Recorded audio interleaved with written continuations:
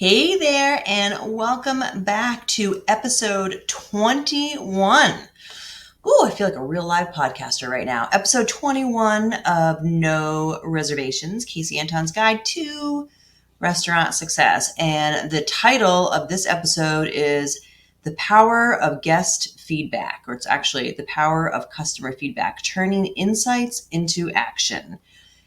And here's why I love that this is the episode we are recording right now. Because just the other day, I did our monthly Mac Daddy office hours. So if you don't know what those are, hopefully that you do. These are for non-clients of Spark, of ours. Or it could be for clients if they want it, but they get their own time.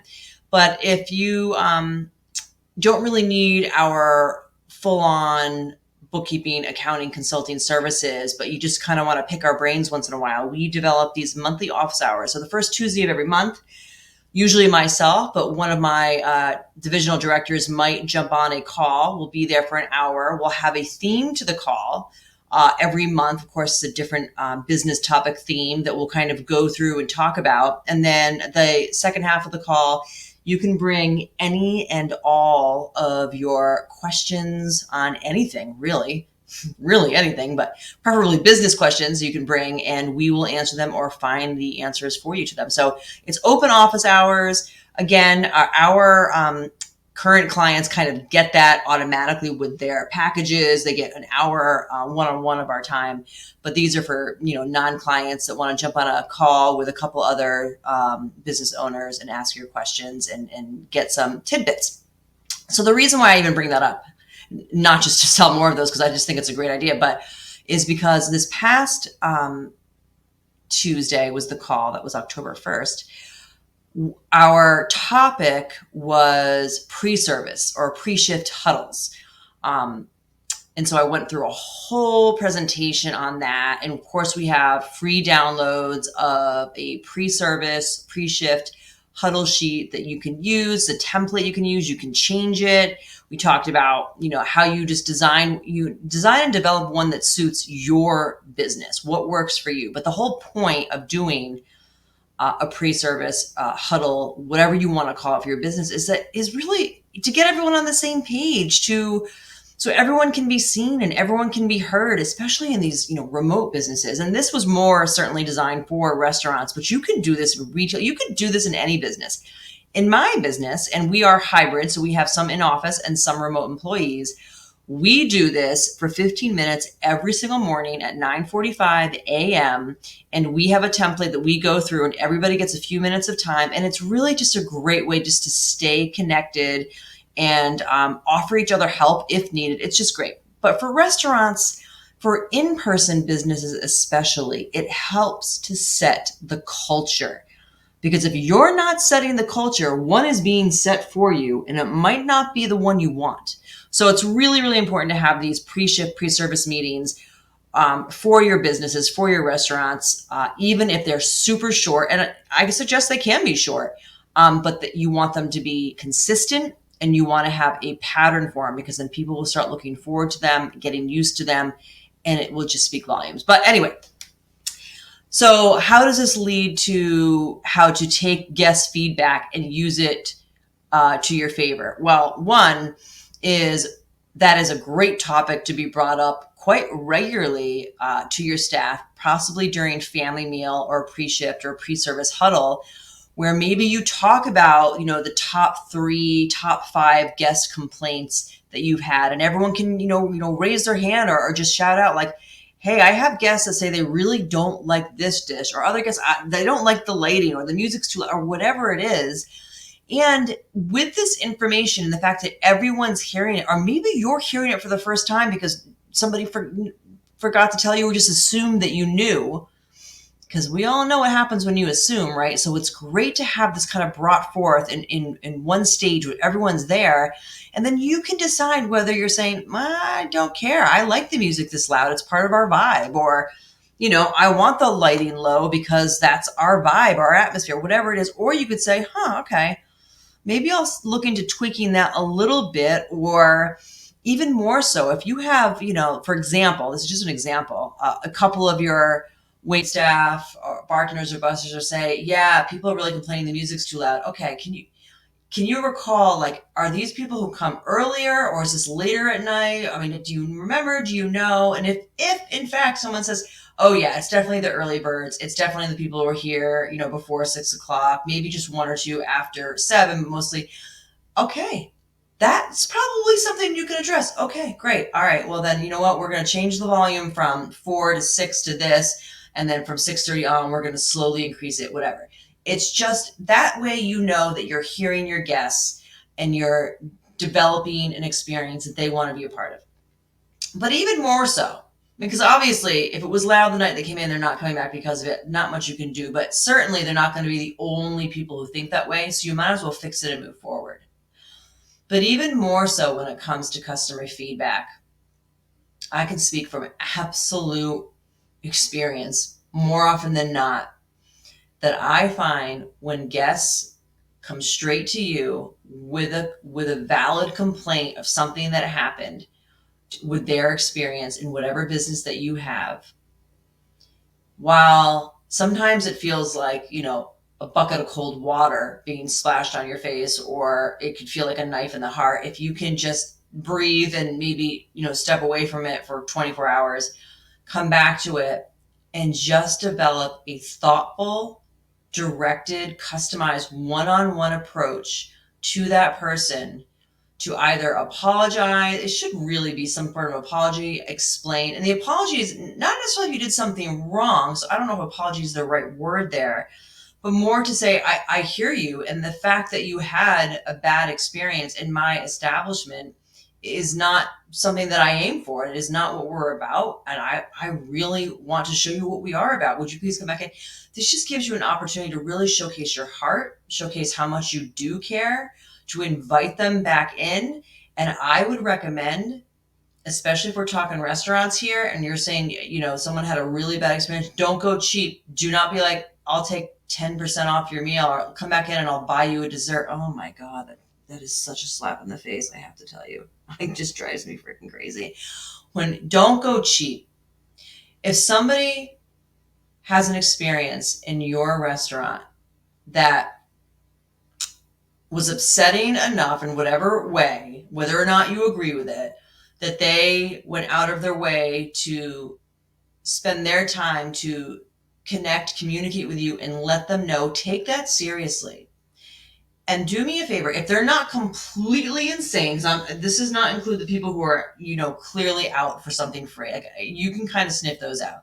And that's not the majority. I know they're out there. It's not the majority. So if this is a person that really, for whatever reason, maybe a ball got dropped, maybe their expectations are too high or whatever, but if you can just swallow your pride a little bit and, apologize, invite them back in to show them what you're all about, roll out the red carpet treatment for them, buy them dinner, buy them a couple of drinks. I'm not saying buy them the most expensive bottle of wine on your list. I think that would be a little over the top, but maybe it depends on what you did. I don't know.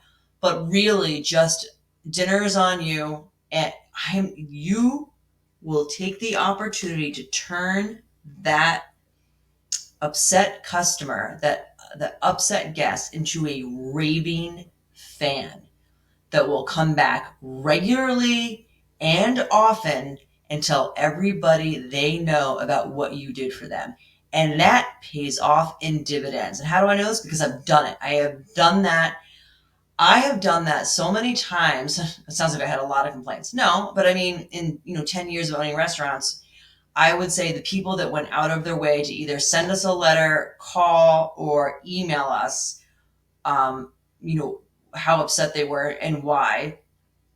Whenever I would invite them back in, have them call or email me with the reservation, invite them in, and then make sure I put notes in the reservation, put the best server on it, whatever. You go over again, you apologize again, maybe even put some flowers or something. Just make them feel super, super special, and then take care of them.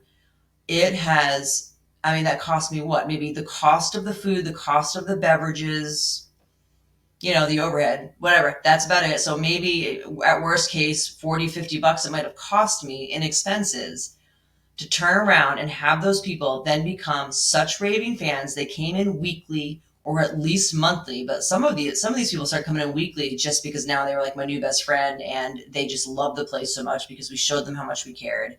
Then they started bringing in people. So that $40 or $50 investment I made on having them come back in and swelling my pride and just giving them the red carpet treatment for that one night translated into thousands and thousands of dollars for my restaurants. So I speak highly of that. Secondly, when that has happened here at Spark, we had a client. This was, thank God, knock on wood, it has been a long time since we've had a really upset client, thank God. But years ago, we had an upset client, and there was a lack of communication between the lead that had them and the client themselves. I think that the lead dropped the ball a few times on email communication, and I think the client also did. I think the lead accountant at the time felt like it was okay if they dropped balls because the client also wasn't responsive, which is not the way that we do things, but that was their thought process. We've certainly trained on that going forward. But this client was upset. They were leaving. They called to tell me why they're upset, why they felt like they were, neglected, etc. And I did the exact same thing. Listen, I understand, I hear you. This is awful to hear, but I wonderfully thank you for taking the time to give me this feedback. We will be better. I promise you that. We are going to take this and we're going to train on it and we're going to be better. I would love it if you would stay. I'll assign you to a different lead who knows the situation, who will make sure this will not happen again. If you'll give us that opportunity, I promise you I'll knock your socks off. And you know what? I'd say 9.5 times out of 10, they have taken us up on that, have stayed, and they're still here today because of that. So guest feedback, and I'm not talking about the Looney Tunes out there, and those are not the majority. I guarantee you, even if they come across sounding like they're crazy, maybe because they're super upset, maybe they were triggered in some way by something you or one of your staff did, and you cannot fault them for being triggered. Like, you can kind of read between the lines on that. But if it's something you did wrong, or if they felt you did wrong, and you can sort of see like, yeah, I could see where they're coming from, then fall on your sword, do everything you can to make it right, and you will change them into absolute raving fans. It'll pay off in spades. I promise you that. It just works. I know I've done this in multiple businesses, and it works every single time, or 99.9% of the time, which is good enough for me. But so how do you know? I mean, there are other things that you can do as well. If it's just a casual, like, at a restaurant, everything was great, but, the fries were cold, or something like that. Sky's the limit. I would not do anything. I'll tell you that. I would not do anything. I would do something for them. Next time you put the note on the reservation the next time they come in, or invite them back, or ask them, is there anything you can do right now? You don't want them to leave upset. How about you get them a dessert or even fries to go in a bag? Like, whatever you can do to just let them know that they've been seen, they've been heard. It matters. You care, you want them to be happy, and you're willing to do what it takes within reason, but that reason should be pretty broad, to turn this around and make them happy. That's what people are looking for. That's human connection. That's hospitality. And that is what people want. So I'm going to end on this one note, this one story. And this is kind of the pushback that I sometimes get on this.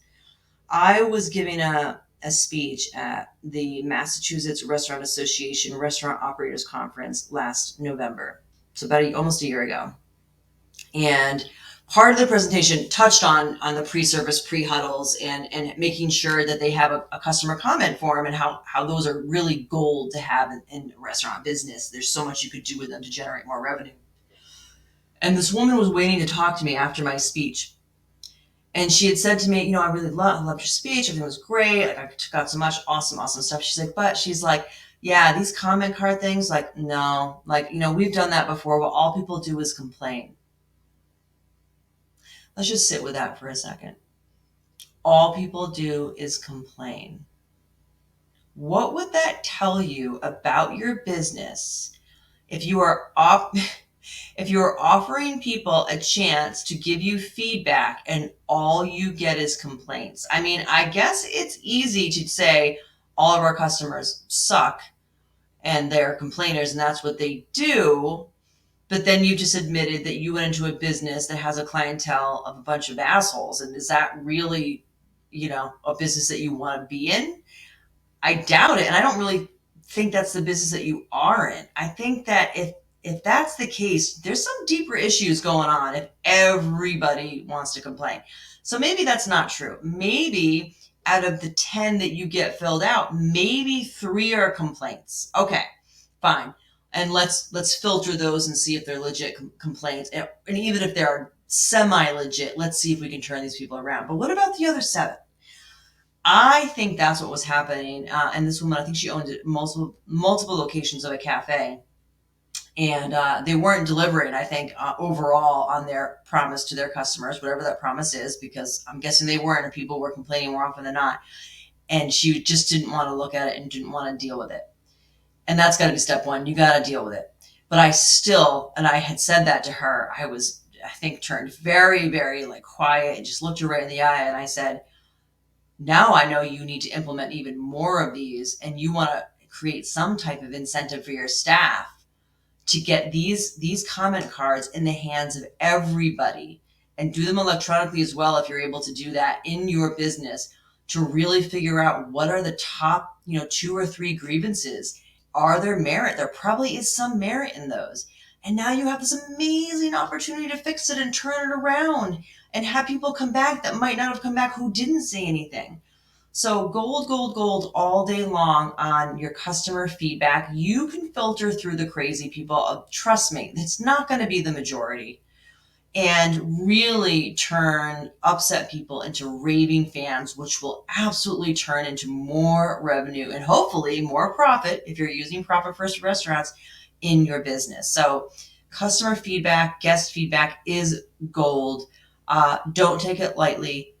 Definitely, you might have to swallow your pride a little bit, but honestly, who cares? It's worth it if you can turn them around and they're just going to give you all their money, which would be fantastic, right? So there you go. That is episode 21 in a nutshell. Thank you so much, as always, for listening. Lastly, please, please, please like, share, do all the things you have to do with podcasts so that they stay on the air, so that people can get this advice, get this feedback that they most likely do need in their business. And I want to be here for them and for that. So thanks again.